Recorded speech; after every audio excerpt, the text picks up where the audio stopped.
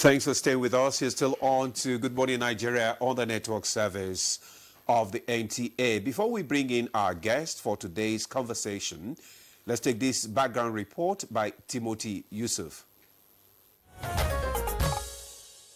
Today, I stand before you to lead this very important debate on the creation of Okura State. The idea of creating new states has once again taken center stage in the nation's long-running conversation about crafting what many call a truly people's constitution. In a bold move, the House of Representatives Committee on Constitution Review has put forward a proposal to create 31 additional states across the country. If this sails true, Nigeria's state count would leap from the current 36 to a staggering 67. A breakdown of the proposed states by region has 6 for the North Central, Okun State from Kogi State, Okura State from Kogi State, Confluence State from Kogi State, Benue Ala State from Benue State, Apa State from Benue State, FCT State from the Federal Capital Territory Abuja.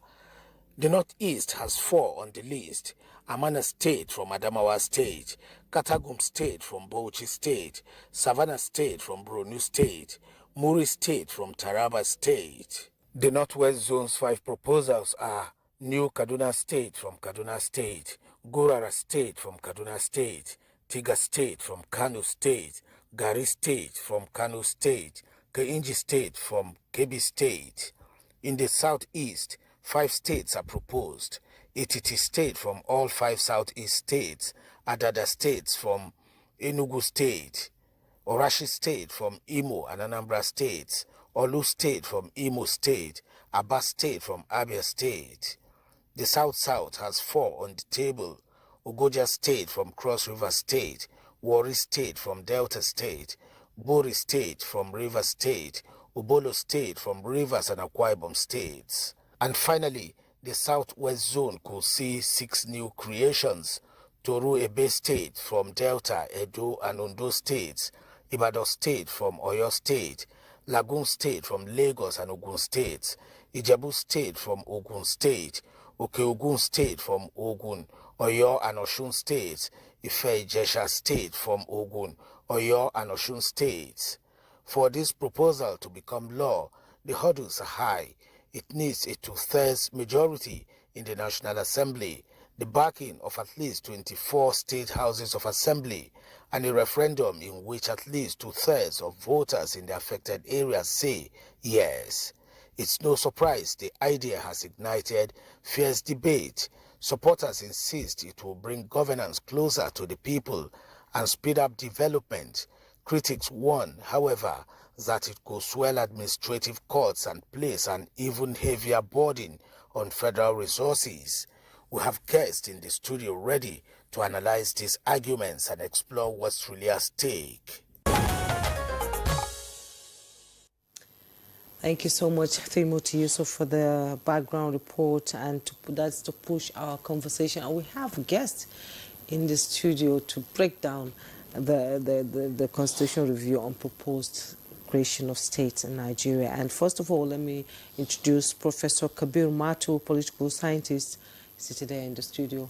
It's a pleasure to have you. Thank you very much. You're on Zoom today, you're live. Thank you very much. Thank you so much for joining us. And Ezewan Wago, Chairman Partners for Electoral Reform and convener, Say No Campaign Nigeria. Good morning, Mr. Ezewan. Good morning. Thank you. Pleasure to see you again. Also in the studio to join in this conversation this morning is Engineer Yabagi Yusuf Sani. Is the former IPAC National Chairman. Engineer, you're welcome to Good Morning Nigeria. Once again, it's good to see you. Thank you very much for having me. All right. And to throw more light on today's conversation from the National Assembly, we have a member, House Committee on Constitution Review. He represents Eze South Equal Federal Constituency in the House. South Federal Constituency. Okay. From Ebonyi State. I'm talking about Honorable Chinedu Oga. You're welcome. Thank you, the viewers. All right. So let's just start from you so that we can have a kind of background to these developments that people are beginning to talk about. And we're talking about the creation of a new state in Nigeria. How is the National Assembly approaching this issue? Tell us. Yes, my name is Right Honorable Comrade Chinedu Oga OON. I represent Ikwo and Ezasa Federal Constituency. I'm from Ebonyi State. And by the mandate of the Speaker, I'm the member of the Constitutional Review Committee representing Ebonyi State in the Constitutional Review Committee. Yes, in the aspect of creation of the additional states in each of the 36 states in Nigeria, every state have its own particular, their own problems and how they are approaching it. Especially some of us that are from Southeast looked at it that we are particularly marginalized. That each of other sits to a political zone, 5 of it have 7 CC states in each of sits to a political zone, except Southeast that has 5. And for that, we look at it critically that it's very necessary that we create additional state in the Southeast, additional 2 states. That additional 2 states will help it to balance, and that is where I stand to speak. Most other members come up agitating that it is necessary they create additional states in their own various states, which they have their own opinion to bring up the bill, and the bill should go first reading, second reading, and now the bill have all gone to public hearing, where each of the geopolitical zone there is divided into different groups, and they heard from the people opinion, the state they want to create, those that are agitating, those that are rejecting, and that is all about it. But where I particularly emphasize is Southeast, that all of us here can bear witness that Southeast is purely marginalized. There is needed additional state to add to make sure it balances like other geopolitical zones. And the Deputy Speaker, who is the Chairman Committee on Constitutional Review Constitution, is really doing a lot, making sure that they have the voice of the people. And this constitutional amendment have a lot of stages. The bill have been read first reading, second reading, now have gone back to the committee. Now is a compendium of the report, and the committee is still going to unveil all the national bodies, NGOs, civil societies, individual, to still present their own memorandum, what their things. Is after then that the committee will look at it and review it, and now conformity with the State Assembly. It does not end in the National Assembly. It conformity with the State Assembly. So that is why we work hand to hand with all the governors. For example, in the Southeast, the 5 states are all agitating for creation of additional states. Okay. And that is why we are firm and looking at that, yes, is a time for seats to mandate. It's a time for states, for new states to be created. It's been a while, actually. The agitation has taken quite a while, for the past 15 years or so. It's more than 15 years. 15 years, yes. That's why I said for the past 15 years, states have been agitating for creation of states to expand where they are. And let's bring in Professor Kabiru Matu into this conversation as a political scientist. Do you think that creation of state will strengthen, or weaken Nigeria's unity as it is now? Well, thank you very much. Let me begin by, first of all, saying that Nigerians from, whatever part of the country reserve the right, and that right is legitimate, to seek for adjustments, to seek for creation of states, to seek for creation of local governments. I mean, it's an integral part of the constitutional rights of citizens, to agitate, especially under a democracy. Now, I think we shouldn't just try to isolate the contemporary agitations that we are having in this country, from the historical perspective.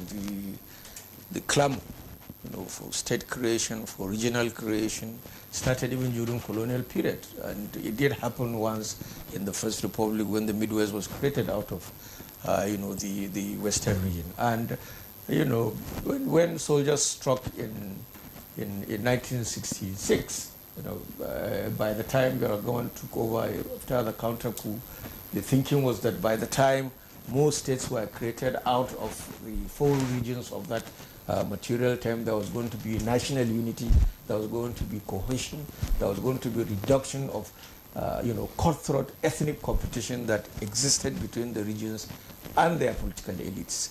Now, that continued, 12 states, It went to 19 states in 1976.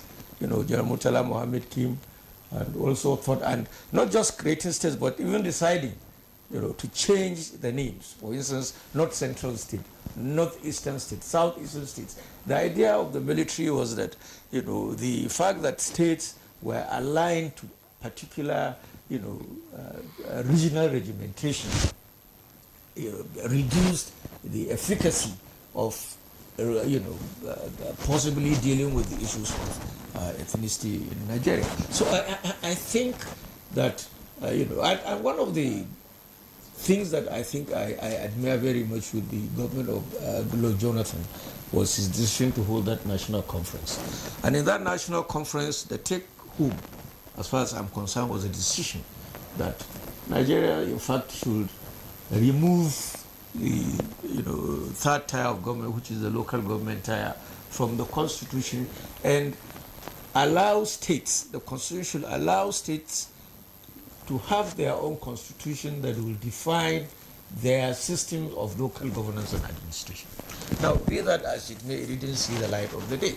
I don't think if, the mutilation of the federal structure in Nigeria will be a resolution or solution, to the obvious endemic national calamities that we face as a people today. And whether we like it or not, the question of unity, the question of our decision to stay together as one nation, is very, very questionable. Questionable in the sense that these agitators, apart from other, micro issues of,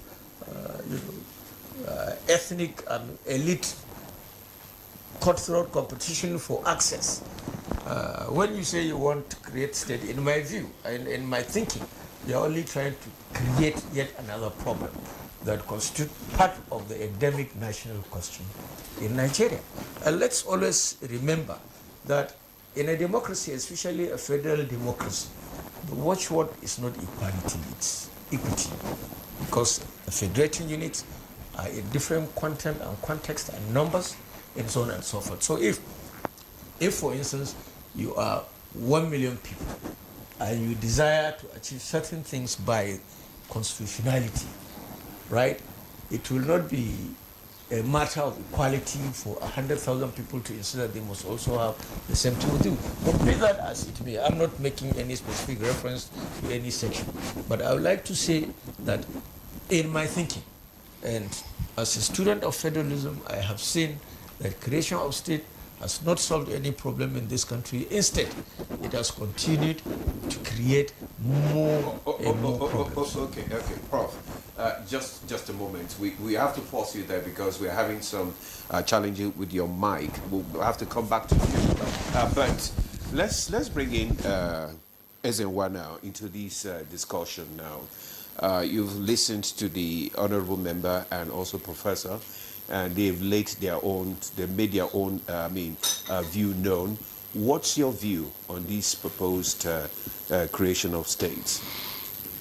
Well, I was a member of the 2014 National Conference. This debate was one of the strongest conversations of the 2014 National Conference. And I think there were over 100 requests for creation of states. And those of us in civil society in the conference, and particularly myself, I was very vociferous about the fact that even though there are real issues of, marginalization, and everywhere there is that conversation about marginalization. But I think that any time I hear agitations for state creation is an indictment of the current ruling class. Why do you think so? Indictment because if you take the National Assembly, for instance, the National Assembly is supposed to resolve certain things, and that is why you have that number. Okay. Senate, equality. House of Representatives, population. If we do a leadership audit today,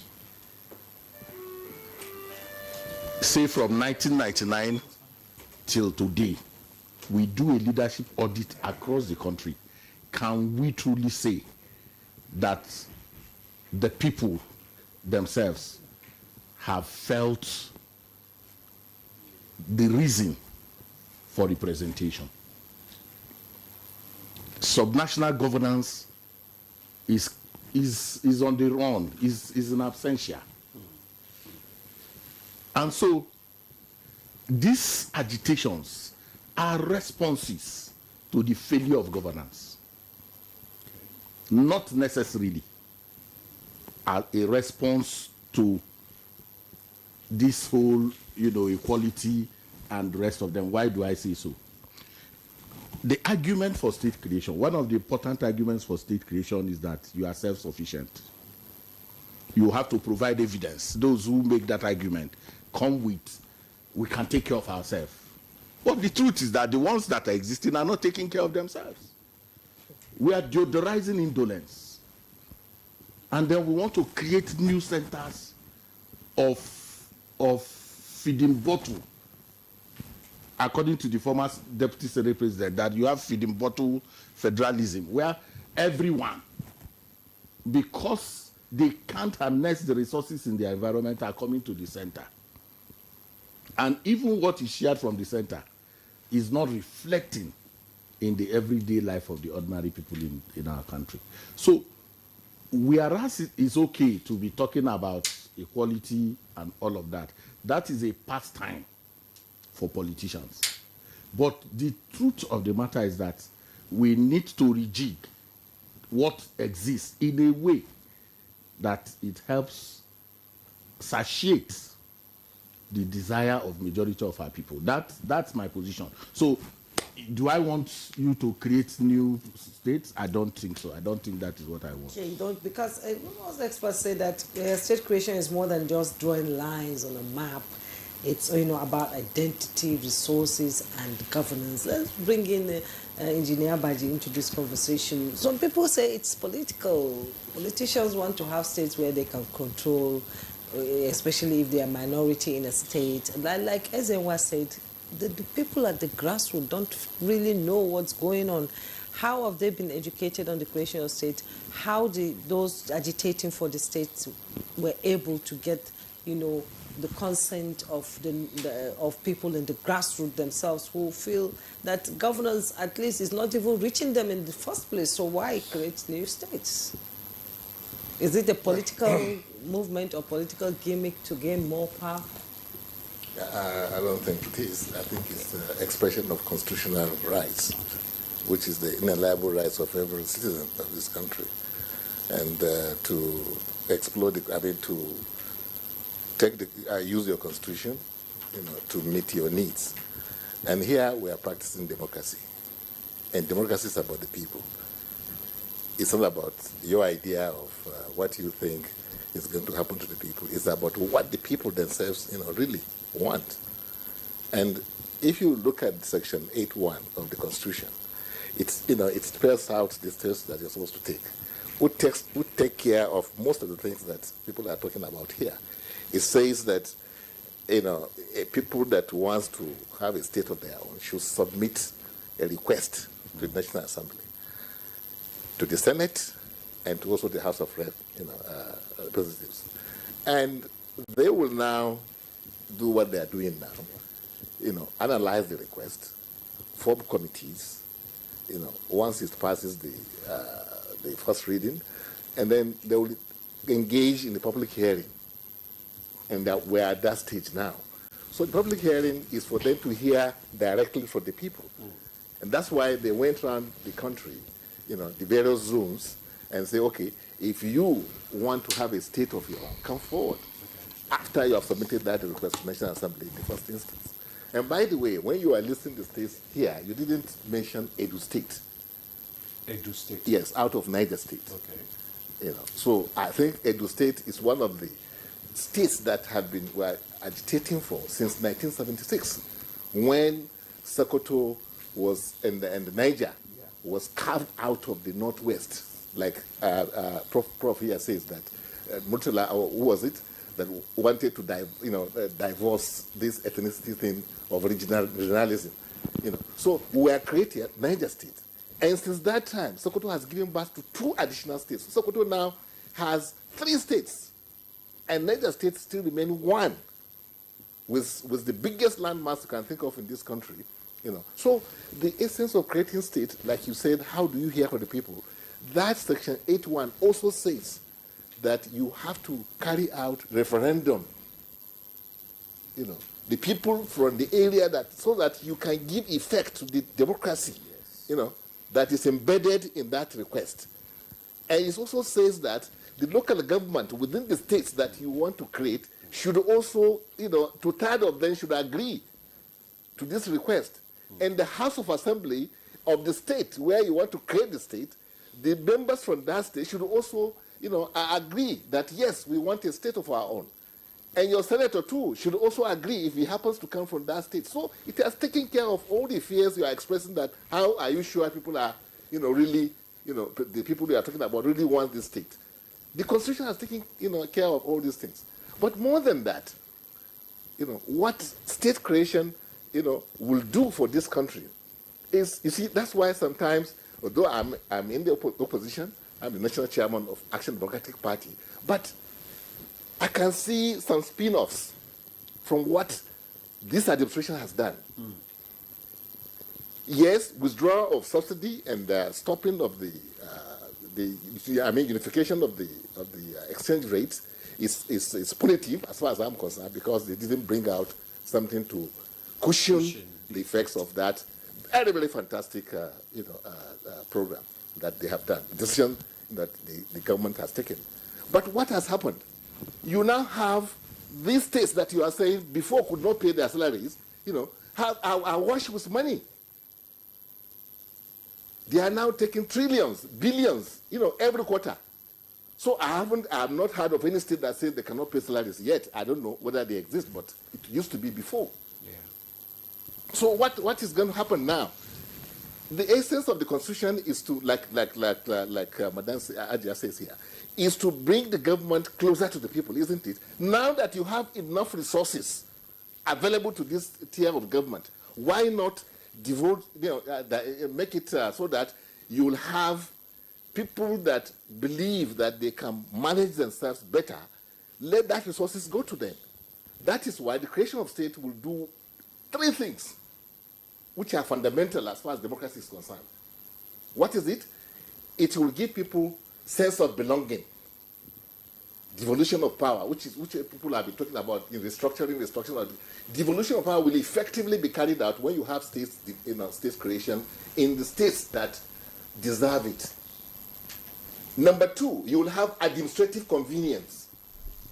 Like in Niger State, you have a landmass of so big that is bigger than about 3 times some of the regions that you have in this country today. One state bigger than a region.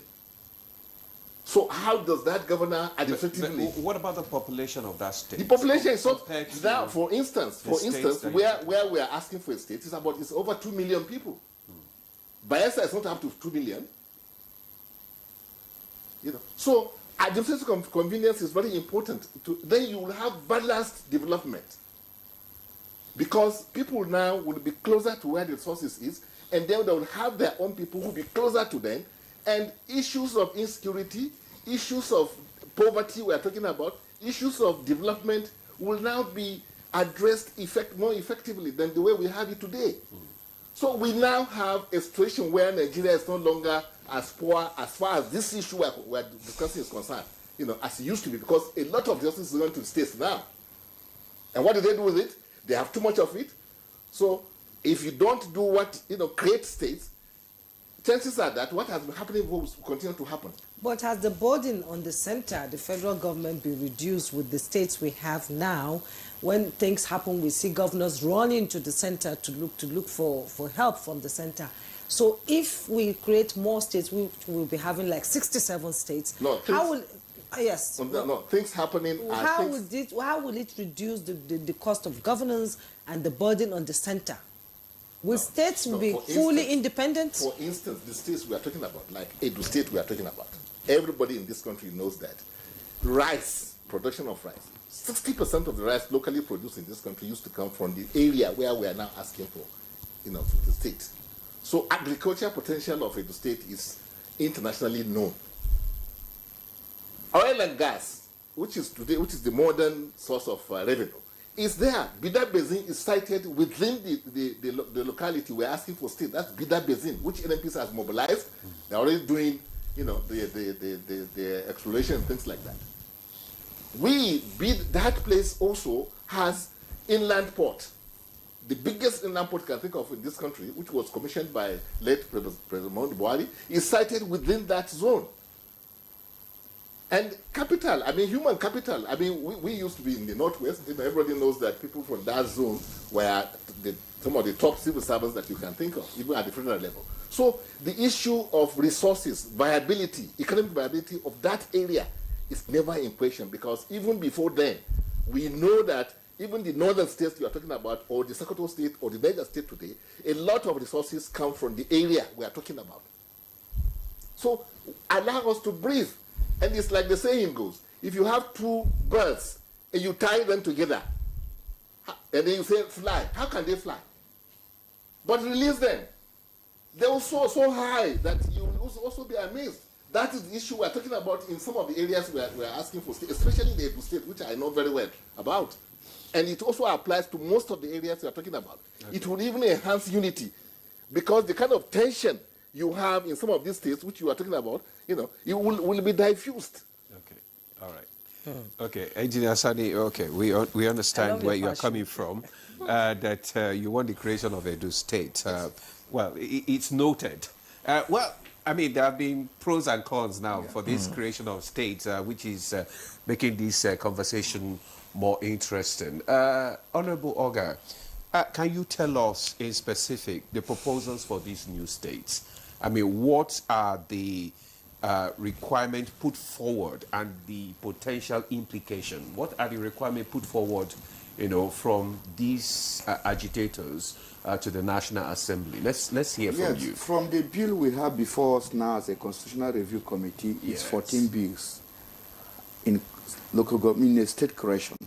And that 14 bills is made up of almost 36 states and new additional to be created. And the rules, according to the Constitution, stated you must pass first reading, second reading. It must go referendum by the masses and civil society to say yes or no. By then, the National Assembly will do the compendium and transmit back to the floor of the House. Then the State House of Assembly will now concur whether they want such states or not. That is why I want to take it up of my brother, what he just mentioned. The confirmed report, how many of them have ever stood to try to transmit this confirmed report to the National Assembly? You made a report in a committee. That is not a law. That confirmed was opinion of the masses, which most part of it have started to be implemented by creating most of this regional development commission. That is most of the part of the confirmed we made mention. We are talking confirmed where other states have 6, and Southeastern have only 5 states. And this is most of the place where you have most of the solid mineral resources. We talk of agriculture. Yes, my brother made mention of Niger, but Abakaliki rice is internationally known, and most of agricultural endowment. So, the professor here and my brother here, have they come up with a committee on the constitutional amendment to present their memo?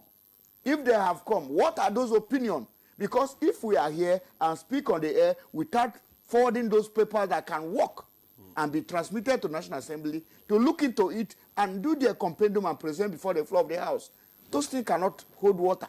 So the opinion is highly needed. They're still going to have a national summit on constitutional amendment. Let them bring this opinion up. What we are looking at is a way forward in which Nigeria can be fixed. The truth of it is that he made mention that the senators, the House of Rep, the most people that are close to the grassroots are the National Assembly members. None of us have immunity, unlike the governors. It still lies to the masses, the civil societies, to present and to stand to present a reputable candidate. Someone that elected by the people will stop anything insecurity in his place, because it is your people that elected you. As I am, I go everywhere in my constituency without fear or favor, because I'm elected by the masses and I'm accountable to the masses. The National Assembly from the Constitution can now be withdrawn. The masses can now withdraw such person from the National Assembly. It's there in the Constitution if such a person is not performing. But a governor is only through impeachment that such person can be removed. So what we are looking at is that let's have a quality leadership. We are very happy in Ebonyi State to have a very quality leadership, because the governor we have does not even train his children in abroad. He believes in the masses. Also, every other people should emulate these things we are talking of. Nigeria is an endowment of wealth. Our problem is mismanagement. Our problem is so many people believe in the Western world than what we have in this country. Creation of additional state will now have more impact if the masses will really look inward on what they want and stop to be moving out of the country. Stand firm and demand your right. That is the major issue. Ask your legislature, what are you doing about the constitution amendment? What are the impact of the opinion? Before I bring up creation of the local government in my constituency, and we supported the creation of Adada state, we're able to sit in my constituency. They bring opinion, and this is what they want, and I transmit that to the National Assembly. So that is what every other person needs to do. It's not about the only people that you see that are doing what is right in this country, senators, House of Rep members. Check it around. Okay. You sign out that everybody get access to them. And what we are saying is that our brothers here should contribute more by advisory body bringing the opinion, because they're in between the government and the masses. They should be able to stand firm, bring it documentary. All this confab report he made mention, that report was submitted at the 10th of Jonathan. If such a thing, why is it that he not start from the beginning? So that before then he would have transmitted to the National Assembly, it became a law and part of the Constitution.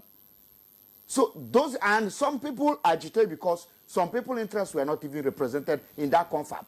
But we find out when Mr. President come up, some of the opinion of that confab, we started picking one after the other. We are urging most of you that are members, can you do that document, bring it and present to the leadership? It can come as executive bill. Because in National Assembly, we have 109 senators, 360 National Assembly, represent each of the constituencies. And that is where you collect the opinion of the masses, and it can be presented, and such thing will be implemented. And that is my own opinion. Okay, Honorable guys, you've raised a lot of pertinent questions, and I love your passion for your state, you know, there. Let's bring in Professor Kabir Matu into I think our Zoom guest is there. Okay, is there. Okay, Professor John Alabi. Yes. Is there on Zoom. He has just joined us. We've been waiting for him since. He's a management consultant and president and chairman of Council Institute of Classic Entrepreneurship in Nigeria. He's joining us via Zoom. Professor John Alabi, thank you so much for joining us. Good morning, Nigerians, and good morning, Anchor person. It's nice being here today. Let's have your view on the Constitution Amendment on creation of states and how you feel it will impact Nigeria as a whole. Well, thank you very much. I've been enjoying the conversation very well. And if you permit me, I will have asked to title this discussion, The Politics and Economics of State Creation. Politics, on one hand, because a lot of people canvass that state creation is necessary, whereas from the economic perspective, some would say, is it necessary now? I want us to address the triggers for agitation for state creation, rather than trying to look for passive cures. And my take is that if you ask me ab initio, so that I will not be at risk of saying I'm for or against, I will say, do we need more states? Yes and no. Yes, where you can benchmark the demands against some criteria. No, because there are agitations across the country for state creation. But the trigger for that agitation have been the issue that, there have not been development at the grassroots because of the existing structure. So my take is simple, that agitation, those who are canvassing for it will tell you simply, so come on, Oh, government near to the people, fantastic. Oh, local autonomy, fantastic. We want to control resources, good, as it is. Those are the general arguments for that state creation. But my take remains that as good as those arguments present themselves, one thing stands out clearly, that at the end of it, if states are created and those demands are not made, we will still have agitation and agitation. Or I'm marginalized because I'm from one ethnic group. Within ethnic coloration, people are still being marginalized. I must tell you, even within that context, you know, I'm Yoruba, I'm Hausa, I'm Igbo, I'm Igala, within that. So my take is that, one, we will want to address the trigger and address the issue. I would want to suggest this way, that while the idea of creation of states is legitimate and is constitutional, the procedure can be followed, I want us to subject those demands first to some interim litmus test. The litmus test I will be looking at is that let us even look at the existing states and conduct viability audit for those states. Are they meeting the demands of the people? If they are not meeting them, what is the demography? How is it structured? How is the economic potential of the state being harnessed and tapped? What are the infrastructural aspect? First, do that, audit analysis for the state. Then, of course, there have been fiscal reforms that spread resources across the state. I want to say that IGR is critical. So, what are those potential? I hear argument about, we have landmass and we have numerous resources. Resources remain resources until they are harnessed and they are utilized. So we need to do that also. Let's do some fiscal reform on the existing state. Again, it's also important, let's prioritize infrastructural development across the state. Have they invested in infrastructure? If you address these critical issues of viability, of reforms and infrastructure, then you can now determine, are these states viable? It is important to understand, and very clearly too, that people who are canvassing for states, who are in the front front, are those who sees that state become a local. For instance, I come from Kogi State, for instance, and if I canvass for a state of my own from the open extraction, then my propensity to become a governor or become a senator becomes higher because I'm dealing with people. But I want to beg that we should conduct that. That is interim. If we eventually agree that we create state, for me, there are criteria, about 6 or 7 criteria that will do that. If you have passed the political processes, then we need to know, because at the end of it, we want to bring government near to the people. And if you create state, we have argument. We have created state. People are talking about marginalization. I belong to the old Kwara and Kogi state, for instance. We are under Kwara. We are under Benue. We cry of marginalization. We gave us Kogi state. Even now, we are still crying for marginalization. That's the point I'm saying. The critical issue is that let us address the triggers for agitation, development, representation, fairness, those spread of resources, viability, these are issues. When you address those issues, you will douse the triggers of agitation. That is my take. And we need to know that. If we do that, of course, we'll now move on and say, okay, let's do it. So let's benchmark state creation argument against those criteria. Then if they must be created, after all said and done, what are the criteria? I'm looking, like I heard the honorable member saying, we should come up with it. We will come up with those things. After your processing, that summit, I just hope it will be inclusive. You see, most of the zonal meeting across the nation is like a political jamboree. People are selected, those who have been power, those who will speak. You do not allow people to ventilate their views. My take is that let us conduct viability. Economic of cooperation is more paramount than politics. Studies over the world have shown that a sound economy will sustain political democracy for a long time. But where you are just talking about, let us have state, we will fraternize state. There's a risk, gentlemen, that we're looking at. Whereas we are putting ourselves between opportunities and dangers. If we go this line of state creation, I am foreseeing a situation where we are trying, as it were, to talk about control of resources at the risk of ethnicity, balkanizing state and having banana states, a state that will just be created for paying salaries. I've heard in so many states that some governors are paying salaries and they are being celebrated. My argument is payment of salary. Is it part of development? Just one of it? I have governor commissioning boreholes. Boreholes. These are, they call it dividend of democracy. And I said, then what is governance? If you cannot provide roads, infrastructure, that is not dividend of democracy. No, it is your constitutional right. You have been elected to do that. So I am looking at state that will be viable in the very long run, and that is it. So I will be looking at things that have to do with, does it have a capacity to generate IGR? Does it have capacity to generate IGR? If not, it's not. Is there resources that are many? For instance, some of them cannot even manage. Foreign states cannot manage their resources. You see 70-80% of resources going to payment of salaries. And what you see, these are the issues. All right? Today, we are talking about, some states have high GDP rate, high growth rate. Thank you. People will package their affairs in such a way to... All right.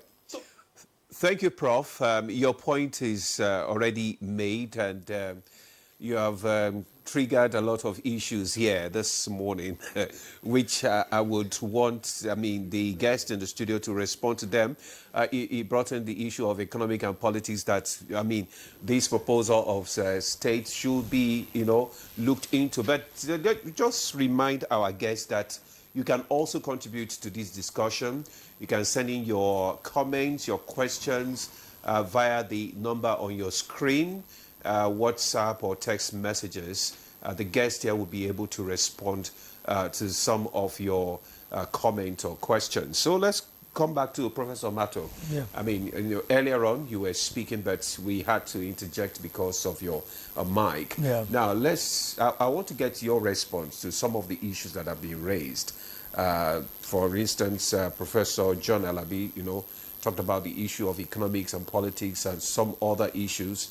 And Honorable House here said that, this thing, and likewise, Engineer Sani, they are of the opinion that, the proposal, it's possible because that is the agitation and people have the rights, to it. So let's have your opinion now. Well, thank you very much. Let me start by making this, very simple clarification. My views and views of AZ will obviously differ from the views of Yabagia and the Honorable Member. They are politicians, we are not. So our views of the road obviously will not be the same. I agree that when we are talking about state creation, there are so many factors that need to be taken into consideration. And the basis of my contribution this morning is that frequent creation of states in Nigeria has not helped in addressing these same agitations and issues that people are bringing up. And as I made it abundantly clear, that one of the major reasons that afflict our system is the inability of governance to trickle down from the top to the bottom. The absence of the local government systems, the relative inefficacy of the state system, and of course, the greed of the federal structure. The Nigerian Constitution has allocated more than 52% of the entire powers to the exclusive responsibility list. And so it's very difficult for federal government to be meaningful to the people, despite the resources that people are saying have been given to the states and, and so on and so forth. The federal government, and devolution of power, as a student of political science, I should be able to, advise you, engineer, is not in the mutilation of the political structure. It is in the reduction of powers, the redistribution of powers from the various levels of government. What has federal government got to do in building secondary schools across the 36 states? Why hospitals? Why building boreholes? Federal Ministry of Water Resources in this country is building boreholes. State governments are building boreholes. Local government are building boreholes. So there is a need to redraw the very basis of our existence, to understand roles and responsibilities of the various levels of government for us to be able to achieve that objective. But I'm saying again that agitation for the creation of states in this country is a constitutional right of citizens. You are free to express it. But why people get elected into political positions is for them to take the bitter decisions on behalf of their people. And I will tell you with all sorts of humility, I must know political science. We've conducted a lot of studies on the need and the agitation over a very long period of time. The agitation is mainly and mostly elitist in nature. I want to be governor, I want to be commissioner in the present order, I've not been able to, and so on and so forth. So these are some of the issues that are informing that. And I think what Nigerians should pay more attention to at this material time is how do we restructure the existing situation that we find ourselves in and deliver good governance to the citizens. That's the only way you can do away with insecurity. It's not enough to pay salaries, as Professor Alabi was saying. I mean, is it when you build, you see governors commissioning boreholes, secondary schools, feeder roads and so on and so forth, or the federal government going into white elephant projects. And so these are the issues that I think we need to pay attention to, address them squarely, and these agitations will subside. But the moment we continue to run it like this, and I tell you, the more if you create the Edu state that Engineer Yabagi is talking about today, that's the Nupe-speaking part of this country, maybe Niger, and then getting Kwara, and probably some part from Kogi State, if I get it right. Now, by the time it is 5, 6, 7 years, another agitation. So what we are seeing is this: it is better to control this urge, this elitist agitation, substitute it with practical good governance so that there will be meaning as far as the running of the affairs of Nigerian state is concerned, rather than this continuous call for agitation. I mean, create state, create local government, and so on and so forth, providing ample opportunities for the elites simply to realize their political ambitions. Now, when Nigeria was, in 3 regions, right, the constitution of the First Republic, in fact, was the most democratic constitution that we've had in this country, because the economic and political elites in each of the 3 and later 4 regions did not agitate to go to Lagos.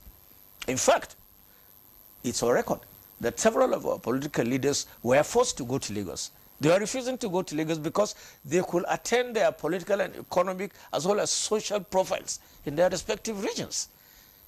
But you keep mutilating. By the time you continue to mutilate, I tell you, we're going to continue to lose the essence of governance, and then we will endanger the very basis of our existence, because insecurity will continue to proliferate, want, deprivation, diseases, and so on and so forth, and even conflicts. So the major issue now is to address the issues. The issues need to be addressed. That's my view. That's my... Instead of all this, agitation to create... Politicians will always do that. They will never open their mouths to say, don't do it. Okay, Professor Mato, let's bring in Ezenwa into this conversation. I'd love you to, address some of the issues raised by Honorable Member Oga when he was making his presentation earlier. And my question to you is, are you of the school of thought that of the concerns that new state could deepen Nigeria's fiscal crisis? I thought I've said that without. I said that in my opener. Okay. Comrade comrade he wears two caps. His comrade is also and then a politician. So I can understand. Because he said the civil society are not being proactive. Two of you are politicians. That's why he said the civil society are not being proactive. I said his comrade. So let me finish. I like to call him for this purpose. Yes. We have 469 folks who represent constituencies as we speak today. In the Senate, 109. In the House, 360 constituencies. The State House of Assembly also representing the people. So, you now do public hearing. When these folks should have constituency offices, and those constituency offices are mini public hearing centers, we have to shut down this constitutional amendment industry. And the quicker we shut it down, the better for everybody. Every legislative year, you go around the country saying you are getting public hearing. You don't archive what you did before. You can't go and take it. So we have to see the political economy of public hearings and what to do with it. That's the first place to start. So because, you see, we are not new. Every legislative period, you have this, what Professor Alabi called the jamboree. We go around the country. Why can't we activate these offices? Honorable said from his own constituency, he harnessed what they think. If he harnessed, other people harnessed, everybody harnessed, why are you going around? What are you going around to do? The Constitution is already very clear on how to create states. In very clear terms, and engineer quoted that section of the Constitution. So, if you activate it, the process that you go through is so laborious. Mm-hmm. Is laborious. We have had this before. By the time you went back to the states, only 11 states voted for anything near what you were trying to talk about. In the remaining of the states, we are not interested. Why? Because the centers of agitation are political. You want to create new states. The states, the governors in many places don't want this your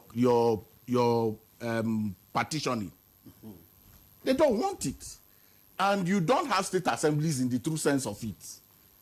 The state assemblies do not function in the independent way we expect them to. So they are still tied to the apron strings of the chief executives of the states. So the desires of the chief executives of the states are the things that play out in the state assemblies. So you have to manage these desires, these political desires. And like engineer said, Edu State, if it's created, already you have people representing Edu in the state houses of assembly. They get constituency, what do they call it? President Obasanjo created constituency projects. Those constituency projects were meant to take these things down to the people. No. What was it meant for? No. That is not what constituency project meant. None of the National Assembly members even know about it. The constituency project is being domiciled in agency that is executed to that constituency, to the plight of the masses. If you go to every state, I can bring you photos of facilitated by borehole, 3 boreholes facilitated. Hold on. That is what the masses wanted in that constituency. No, Gentlemen, I'm not talking about facilitated by. They were saying they brought it before. Until the people started agitating. They now started using school renovation facilitated by Honorable so and so as constituency project. And we did tracking. at some point, when it was clear that many of the members of the National Assembly hijacked those constituency projects, they registered companies with which, hold on, sir, they registered companies with which they ambushed those projects and made it difficult for these things to trickle down to the people. Remember, in the same 2014 National Conference, the agitation was not just for state creation. People were also saying, let's go back to regionalism. People were also saying, even now, within the same House of the same House of Representatives, there are people who are saying within that place who have pushed bills for return to parliamentary system. So these agitations are being triggered, in my view, by the failure of governance and the elite conspiracy against the people. If the National Assembly serves its purpose as a true center of diversity, a true center of bringing governance to the people, these agitations will disappear. The truth is that in the states, you do not have centers of democracy surviving. The local governments are, the Supreme Court granted autonomy to local governments. It's been negotiated. The president is negotiating with the governors as to whether you can even have that autonomy as we speak today. Okay? So most of the people who are in local governments who should be representing the people as councillors, we are coronated. There was a coronation, not an election. Throughout the country, every part of the country where you go to, irrespective of the political party, when they conduct local government elections, they take 99%. 99%, and nobody in opposition gets one. How can you then be talking about, if you create that new state, the governor who will be governor in that state will not reinvent a new attitude. He will simply ambush the state assemblies, ambush local government, the same way it's being done today.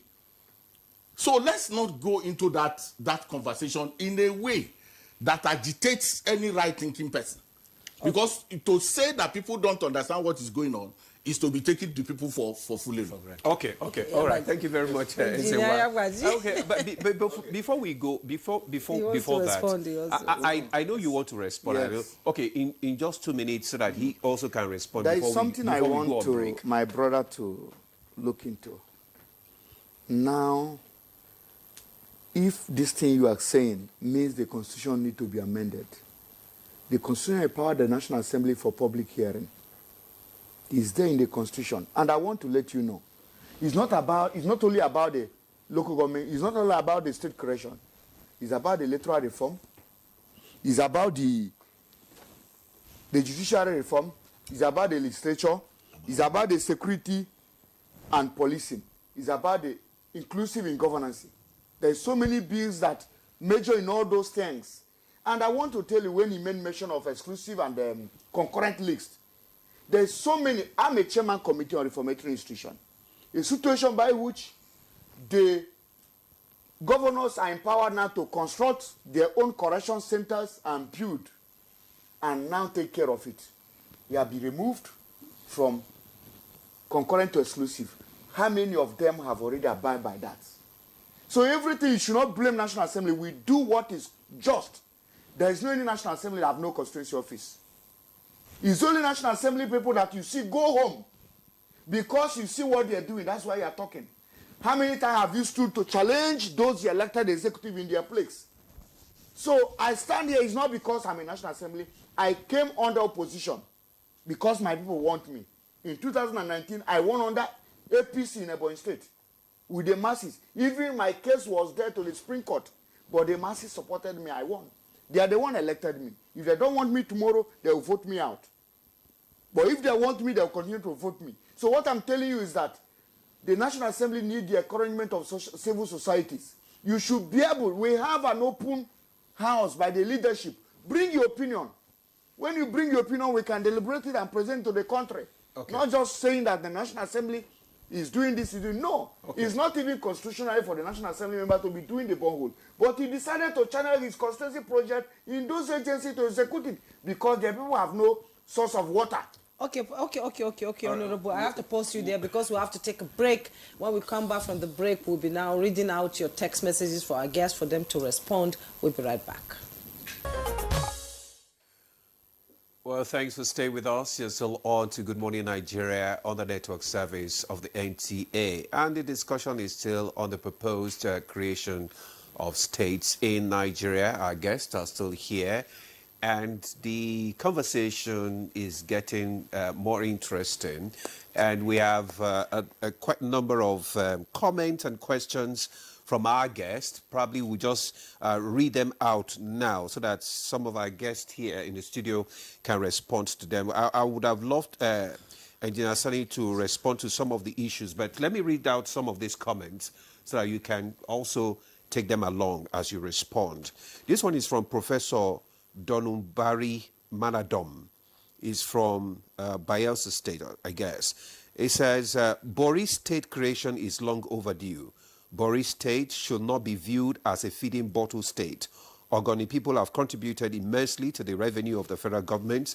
We are being marginalized economically and politically, even in the present Rivers state. No one from Ogoni has been given the opportunity to be governor and can never be. Some of the new proposed states may be bottle-feeding state, but Boris state is different. Good morning, Nigeria. Please, for the guests that say more states bring governance closer to the people and solve security issues, if it is true, why shouldn't we divide the country to provide such goodies? This is from Abu Kadri from Okenia, Kogi State. This one says, good morning to you all in the studio. Creation of new state is only a burden to the economy growth of Nigeria because this new state will need time and support to grow and stand strong. That means more pressure and resources sent to them. We need to be talking about making Nigeria the benchmark of Africa and top 5 in the world economically, not trying to divide the masses. Let me just pause there. Then this one says, I'm amazed why people should be clamoring for new states. Even the ones we have not been developed. Create more states and you create more insecurity. For me, we do not need it for now. Rather, we should concentrate on the problems that is facing Nigeria: insecurity, food, disunity, and others. This is a good morning, sir. My name is Sulaiman from Niger State, Mina. What happened in the North Central, the Niger State that have the big landmark isn't divided? Well, I think it's aligning with you. State creation without electoral reform is creating more problems. That's another person. This agitation, creation of state is a distraction as postulated by Mr. Ezenwa. Okay. This one says, good morning, guests in the house. My name is Tamba Fabian from Plateau State. Nigeria is experiencing unprecedented demand for new state. Unless there is broad political consensus and evidence of viability, most of these proposals may remain symbolic for now. This one says, state creation is as important as the daily lives of Nigeria. Those who argue in its favor are doing mostly because of marginalization, which has become the order of the day. State creation does not only bring powers closer, it encourages administrative convenience, sense of belonging, competition among states. It will force the individual state to utilize their natural resources. That's from Jack Abba from Makadi. Then this one says, good morning, Nigeria. Creation of new state is only a burden to the economic growth of Nigeria. And we need to be talking about making Nigeria the benchmark of Africa. Okay. This one says, good morning, great Nigerian in the studio. Please, the state creation be done speedily because this idea of governors doing 4+ or 4 is not taking us far. I don't understand that. This one says, okay, good morning, distinguished panelists. My opinion is that let there be fairness in governance, accommodate both major and minorities in the state. Let the existing state have more bottom approach budget after conducting need assessment and spread development across state. But please tell the Honorable to consider Owo State from Ondo State. That's Alhaji Yusuf. Yes, that's Alhaji Yusuf from. There's one as USA has how many states? At this rate, Nigeria will have 100 states, and the agitation for more states won't be doused. That's Patrick from Lagos. Okay, before we take our own comments, maybe we'll just have you respond to some of these. Well, it tells you how important and passionate the average Nigerian is, as far as the issue of state creation is concerned. Because one thing, it addresses two fundamental issues, which is also granted by the Constitution, which is freedom of association and freedom of expression. So when anybody that gives you any form of freedom at all, you cherish it. So that is why we shouldn't wait until the military comes and then, like we had in the past, before they give you that freedom, which will enable you to now release those energies that you have, which today they are like bottled up in some states. Like I said, the one I know of is Edo State. They should allow us to breathe, because what we are doing there now is like not allowing the potential of that place to be maximally exploited. And look at poverty all over the place. And you have resources. How can you be in the midst of plenty and you are hungry and you cannot eat really adequately as you're supposed to? So that's why I know, I'm not, so, I'm not in APC, like I said. But I think if this government, and I know they are smart, they should seize this initiative and give people, because that's what people are looking for. They have introduced draconian programs like this withdrawal subsidy and the education of subsidy. Let them give this like a breathing space to the nationals of this country, citizens of this country. Because what it will do is what resources are accruing, will now be effectively, there are two things here. People are losing, those 2 points. One, there's a big difference between efficiency and effectiveness. So people are talking about generating money and how effectively has it been applied? And in democracy, it is not profit making. It's goodwill that you are able to create, that matters. It's not profit. And the only way you can create goodwill amongst the people is when you give them these two fundamental freedoms I've just talked about: association and expression. And we know for a fact that this country, believe me, is a promise of greatness. And you talk about look at even America, USA. I was reading about a few days ago. There are 3 states that are worse than some of the poorest states you have in this country today. Potholes and what have you, they showed them, in the United States of America. So it is not about saying that, if you do this, this will happen. No. It's the question of giving people what they need in a reasonable manner. I'm not saying that all the requests will meet the test, like people are saying viability and things like that. Yes, we need to talk about viability. But this is democracy. Okay. But someone said something here that I want us to address. It's that even if we accede to the fact that, okay, let's create 67 states, then after a few years, there will be another agitation. No. So, but at the end of the day, we'll get to 100 states in the country. There are 2 things. Mm-hmm. And when you say we need to breathe, yes, I wouldn't like to agree with you with that, because most governors you have, most governors from Niger State are from your zone. How many governors do you have in our zone? Even the present governor is your zone. How many? After the one that left is your zone. After 16 years. But you wait until after 16 years before you can preside over your resources affairs. That's what happens. You have a rotational system in the government. Okay, I'm going to. So the point I'm trying to make is this. There's what you call structural, vertical, structural adjustment, and there's what we call horizontal, structural adjustment. So what we are asking for the state creation is the vertical, structure, restructuring of Nigeria that we're talking about. And that will itself, activate other horizontal, restructuring that we're talking about. Once you give this vertical, restructuring that we're talking, that's state creation. Because it will now create blocks that will compete among themselves. And so doing, you can now say, okay, let's have more local governments, or let's have some initiatives will come. So what you're saying is that once these states are created, now there won't be any agitation Mr. again. Demola, the agitation will be on the horizontal basis. I have to pause you here. We have to go on our Zoom for Professor John Alabi there.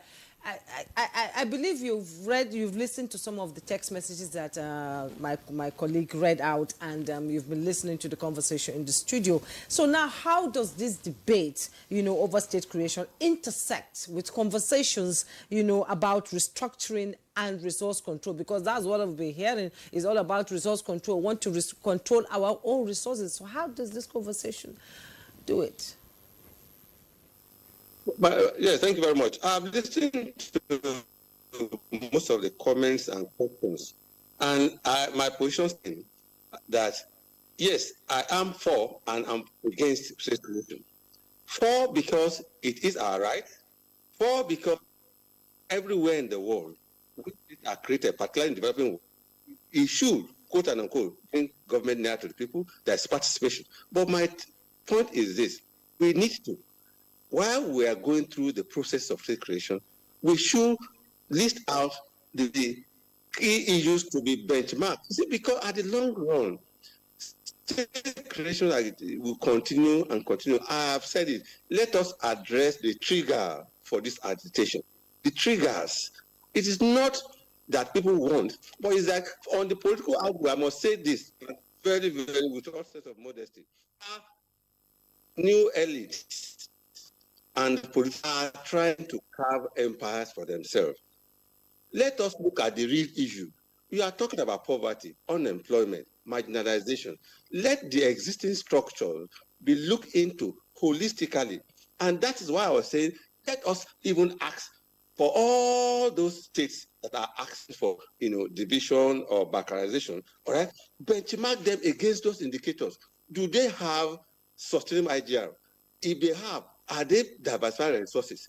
Let us do a due diligence on it. It's also important that go to some states. They have debt overhang. Look at the debt to revenue ratio. Some states are paying debt for years. Let us address the issue. Do they have a capacity to even service those debts? It's very important.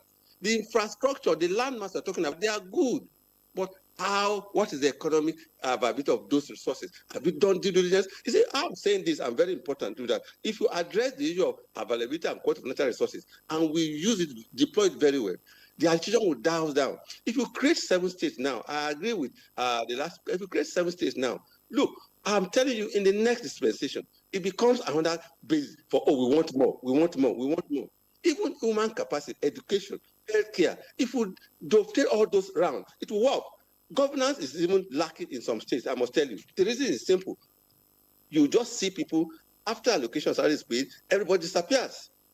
Resources are not being done. So I think the important is we must address the issue, the triggers, marginalization, poverty, insecurity, unemployment. If you address those issues, the issue of state creation will down naturally. My take is that the National Assembly has constitutional right to warehouse these views. Good.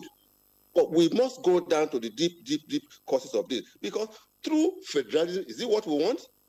Or we just want to have pack of states that are just, micro states that are just over this place? No. Let us address critical issues. Now, sir, I must say this. The present government has devolved more resources and powers to states now. And I recall the last time the president had a meeting with his stakeholder. He said, states, go and do more. There are enormous resources in the states that can address this issue. No Nigerian should go to bed hungry. Poverty is not. We have resources. Allocations to states are more than double, as it were. People who have 4 billion now have 6 billion, 8 billion. What are they doing with it? If we can address the issue, I think the demand will be reduced. So the issue we have is, yes, we need to have revenue independence. Yes, we need to have restructuring. But my take is that state creation, even as desirable as it is, in the circumstance, it is not necessary. Let us address the issue of development. We have election coming around the corner in 2027. People want to use this as a basis, for getting power. That is my take. So state creation is good, but let's address the trigger. And for the gentleman say, when you create state, we will have, more power. Within the context of the state we have now, you can still do well if the resources are better. What we require is governance at the state level accountability, transparency, ease of doing business at that state. If that is done, people will be developed. Nobody. The young people are there all over the state wanting to contribute to development, but you find there's nothing happening in most of the states. Honestly, most of the time you hear handouts being given to people. People are there. So the National Assembly should do its constitutional role, yes, of harnessing resources, but at the end of it, let us submit their make their submission, and let's have an independent, sort of people to. Thank you so much, Professor John Alabi, for that. We still have more questions. I think, Juma, you have some questions. Yeah, I have some questions. So yes. Let me begin. Good morning, Nigeria. Henry from Port Harcourt said the states available with vast resources have not been properly managed, and we are talking about adding more states. Let there be constitutional amendments, but not on creation of new states.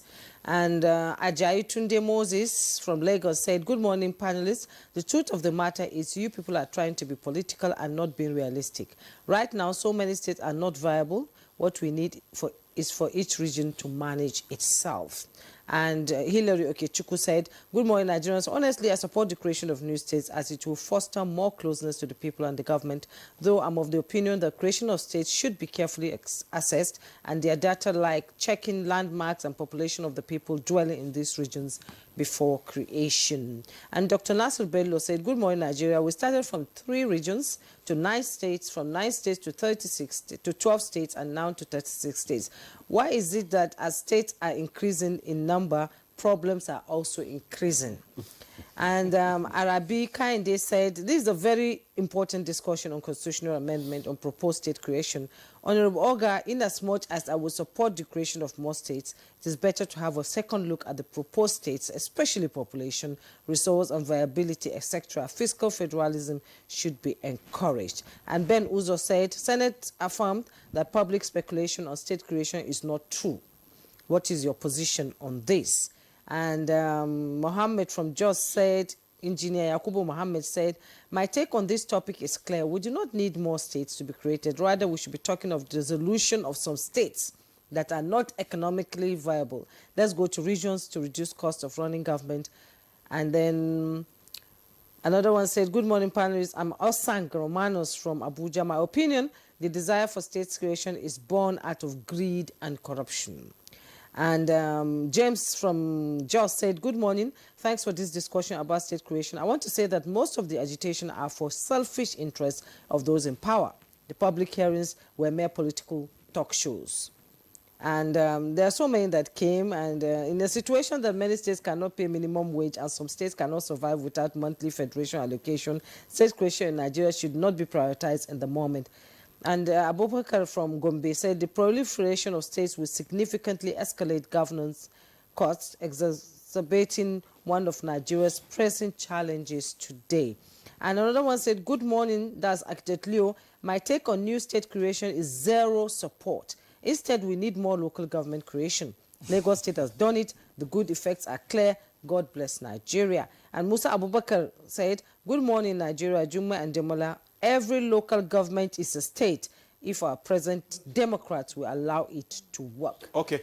All right. So we're going to have just 30 seconds because of our time. We're right now, yes, so that we can have your final parting shots. Let's start from Honorable Oga. 30 seconds, yes, please. The truth of it, as a legislature, we hear the opinion of the masses, we present it before the floor of the House.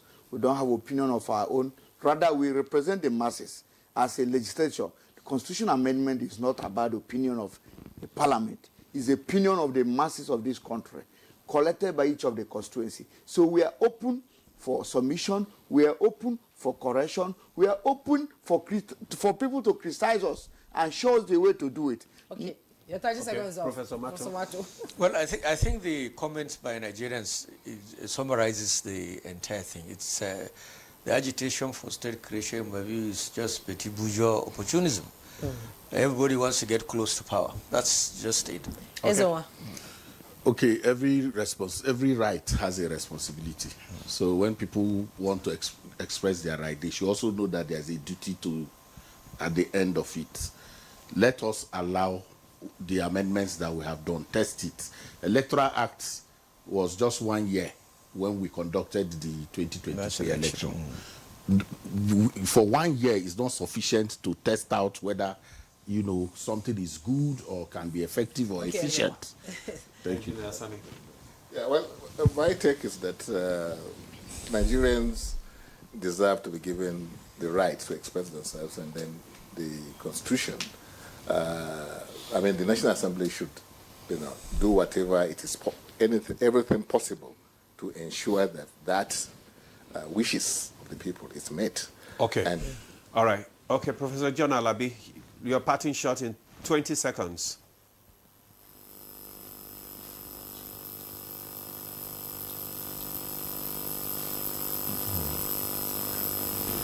All right, unfortunately, the audio is bad there. So we just want to thank Professor John Alabi for joining us via Zoom. He's management consultant and president, chairman, Council Institute of Classic Entrepreneurship, Nigeria. Thank you so much for joining us. Professor Kabir Mato, political scientist, thank you always for coming on our show. Good morning, Nigeria. Ezenwa Nwagu, chairman, partners for electoral reform and convener, Say No Campaign Nigeria. Thank you so much for your contribution this morning. Engineer Yabagi Sani, former IPAC national chairman. Also, we want to say a very big thank you to you for your contribution. And last but not least, Honorable Chinedu Oga, thank you so much for giving us the side of the National Assembly to this conversation. Thank you so much. Well, that's how far we can go to this morning on Good Morning Nigeria. It's been a lovely time with you. Thanks for staying. My name is Ademola Adeoye. And I'm Juma Yusuf. Have a wonderful day.